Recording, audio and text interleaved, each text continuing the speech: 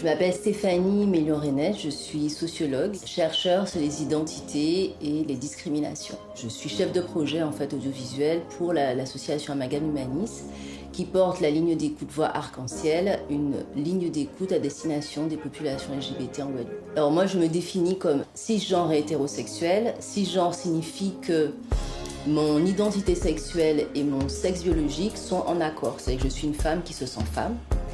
Et hétérosexuelle, donc je suis attirée émotionnellement et sexuellement par les hommes.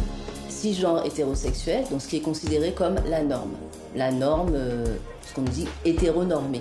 Donc face aux personnes hétéronormées, il y a les personnes non hétéronormées, donc les personnes LGBTQIA+. Donc ce sigle, en fait, il a été créé par la communauté, simplement pour respecter l'identité de chaque personne, puisque chaque personne peut s'identifier en fonction de son identité sexuelle, c'est-à-dire comment je me représente, mon expression de genre, c'est-à-dire est-ce que physiquement je ressemble à une femme ou un homme. Donc ça, c'est de plus en plus troublé quand on dit, par exemple, les gens sont androgynes. Et puis, il y a la question du sexe biologique. Donc à partir de là, il y a, par exemple, quand on dit elle, lesbienne, donc c'est une femme qui est attirée sexuellement et émotionnellement par les femmes. Le G, c'est gay, donc c'est chez les hommes donc, qui sont attirés par des hommes. Transgenre est une personne dont le sexe biologique ne correspond pas à l'identité sexuelle. Ça veut dire qu'elle va traverser son genre et donc faire ce qu'on appelle une transition et changer de sexe biologique pour correspondre à son identité sexuelle. Le Q, queer à l'origine qui veut dire un peu freak, bizarre, qui a été repris et positivé par la communauté LGBT. Ça englobe en fait toutes les identités non hétéronormées. Le I, intersexe. Donc là, on revient sur le sexe biologique. Intersexe, c'est une personne qui n'est pas déterminée sexuellement. Donc, intéressant, une personne, on va dire hermaphrodite, c'est-à-dire qui est homme-femme et qui va soit se déterminer à l'âge adulte, c'est-à-dire subir une opération, choisir le sexe dominant, soit bien trop souvent sont déterminés par leurs parents. Le A, donc c'est une personne asexuelle. Asexuelle, donc c'est une personne qui ne ressent pas de désir sexuel, ni pour les hommes, pour les femmes. Donc ça n'a rien à voir avec l'orientation, ni simplement la question du désir.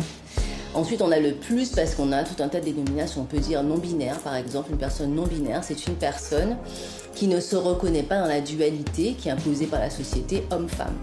Donc qui n'a pas d'orientation sexuelle particulière, simplement c'est une question d'identité sexuelle. Pansexuelle, c'est une personne qui est susceptible d'être attirée par n'importe quelle personne. C'est-à-dire une personne, quelle que soit son orientation sexuelle ou son identité sexuelle. Donc c'est une personne qui peut être avec une personne hétérosexuelle, transgenre, enfin toutes les identités et orientations qui existent. Parfois, quand on veut parler justement de la sexualité, on dit « Ah, moi je parle pas de sexe ». Ce sont deux choses différentes. La sexualité, à partir du moment où il y a des lois, que ce soit aux États-Unis, en France, en Europe, qui vont légiférer sur les corps et sur les rapports en fait entre ces corps, c'est une question qui est politique. Donc là, on parle de sexualité. Et le sexe est une question intime. C'est-à-dire que si je demande à quelqu'un qui fait l'homme, qui fait la femme, par exemple, c'est une question sexuelle qui relève en fait de la sphère privée. Donc en fait, en général, les gens, dans ce cadre-là, posent trop souvent les mauvaises questions. Quand on veut savoir quel genre de relation ont les gens, enfin un couple par exemple non hétéronormé, je pense qu'on devrait plus poser la question de quelle est ton identité sexuelle par exemple, ou comment tu te définis, et ensuite le reste appartient à chacun. Je suis une grande aventurière. Je fais beaucoup de gâteaux au chocolat avec des dates, parce que j'aime les dates tout simplement. J'adore tester de nouvelles choses, rencontrer de nouvelles personnes. La musique. J Balvin, Royal Alejandro, Cardi B. Musique. J'écoute tout le temps dans la voiture, sous la douche. Je suis né dans la danse à l'âge de 5 ans. J'ai commencé la danse traditionnelle. J'ai grandi avec jusqu'à mes 16-17 ans. Je suis une danseuse, je suis enseignante, j'adore tout ce qui est art, musique et je gère un restaurant. Ma passion, je dirais que c'est les looks en fait, donc tout ce qui est finition, tout ce qui est embellissement, donc j'aime voir la satisfaction du client sur son visage une fois que c'est fini. Je suis au taquet quoi, je suis au charbon, je suis occupée, voilà. Luigi, multi make-up artiste, influenceur et j'adore le maquillage, bien évidemment. Je suis Elle, j'ai 20 ans. Je suis Richie, j'ai 26 ans. Cassandra, première, deuxième. Je m'appelle Maëlle. Je m'appelle Cassandra, j'ai 27 ans. J'ai déjà quel âge? Je suis Audrey, 23 ans. J'ai 48 ans. Je m'appelle Gwen, j'ai 40 ans. Je suis Jennifer, j'ai 33 ans. Et j'aime les âmes. Et je suis homosexuel. Je suis lesbienne. Je suis une femme trans et je suis bisexuelle. Et je suis pansexuelle. Et je suis lesbienne. Et je suis homosexuel. Je suis une femme transgenre hétérosexuelle. Un être humain. Le plus dur était mon père. Il avait des propos assez désagréables sur la communauté. Un matin, j'ai été vers lui et je lui ai annoncé. Le coming out avec mon père, c'était top. Il était vraiment super content de savoir qu'il n'a pas géré un homme dans ma vie. Au finalité, il a bien pris et parce qu'il m'aime. Ma maman, c'était beaucoup plus compliqué. Ma mère l'a découvert à travers une lettre d'amour que j'avais fait pour un garçon de ma classe. Maman, tu sais, Cassandra, c'est pas juste ma pote, c'est ma femme.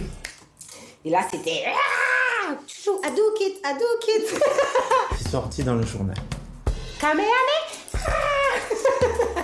Et c'est à cette occasion que mes parents ont su que je transitais.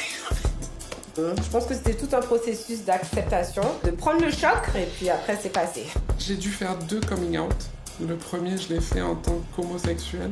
On va dire que le premier coming out m'a forgé et m'a préparé à faire le deuxième pour être trans. J'avais surtout peur de perdre la personne en même temps que l'image physique. Or, je leur ai bien fait comprendre, c'est-à-dire que l'aspect extérieur n'a rien à voir avec l'aspect intérieur de la personne. J'avais beaucoup de craintes, beaucoup de peur et finalement ça s'est bien passé. Ma mère a eu un peu plus de mal à accepter, mais l'essentiel c'est que j'ai leur amour. Les questions indiscrètes, il y en a tout le temps. Ça fait partie de la nature humaine, je le vois comme ça. Quand on ne connaît pas quelque chose, on pose des questions, comme un enfant. Oui, j'ai été confrontée à des questionnements, mais après, je préfère qu'on me pose des questions plutôt qu'on ait à juger. Est-ce qu'on aura le tact et le respect de la personne qui est en face de nous? Généralement, on ne l'a pas. C'est plus vers mes parents qui m'ont posé la question tous les deux. Quelle est ta position? J'ai pas compris sur le coup. Est-ce que tu vas aller jusqu'au bout? Est-ce que tu t'es déjà fait couper? Qu'est-ce que tu fais? T'es hétéro? T'es gay? Qu'est-ce que tu es en fait? C'est après, avec un peu de recul, ils me demandent est-ce que je fais l'homme ou la femme. Je me dis mais ça ne se pose pas maintenant. Pourquoi tu me demandes ça? Parce que moi je te demande ce que tu fais dans ton couple. Est-ce que je vais vraiment me faire opérer? Est-ce que tu iras jusqu'au bout? Est-ce que je prends ou est-ce que je donne? Mais ouais, je crois. Pas vraiment de mal à répondre à ce genre de questions, mais je peux tout à fait comprendre pour d'autres personnes que ce sont des choses en fait qui restent privées, qui sont un peu gênantes. J'y réponds, mais tout en faisant comprendre aux personnes que ce sont des questions qui sont trop indiscrètes. Hier, j'ai eu une petite altération avec un de mes collègues. En lui montrant une photo, en fait, il m'a sorti le mot « Ah, mais ça, c'est une pédale » avec un grand pouf de rire. Et c'est vrai que je l'ai plutôt mal pris. Je m'en fous un peu en fait de ce genre de propos car c'est vrai que sinon on ne vit pas. Il faut penser à soi-même avant et ce qu'on vaut. Je subis des insultes concernant le Macoumer depuis que je suis toute petite. C'est un bruit de fond que j'ai réussi à ignorer. Moi, quand je regarde des hétéros, je suis pas là « Ah, toi, t'es hétéro ». Je t'appelle pas hétéro toute la journée. Je t'appelle Jocelyn, Jocelyne, Joseph, mon cher fidèle. Tout ce que tu veux. Je vois, je t'appelle par ton prénom. On a peur de dire à ses parents, des parents qui font des commentaires un peu mal placés. Si on regarde à la télé, pour les périodes carnavalesques, on voit par moments des jeunes garçons un peu maniérés. Là, on entend, voilà, Timakoumela, etc. Bon, forcément, on n'a pas trop envie de dire à ses parents, écoute, maman, je suis homosexuel, ou papa, je suis homosexuel. C'est chui qu'on entend quand on marche dans la rue, quand on dit gadé, et tout ça, ça fait mal. Vivez pour vous et arrêtez de vous soucier de regarder les gens.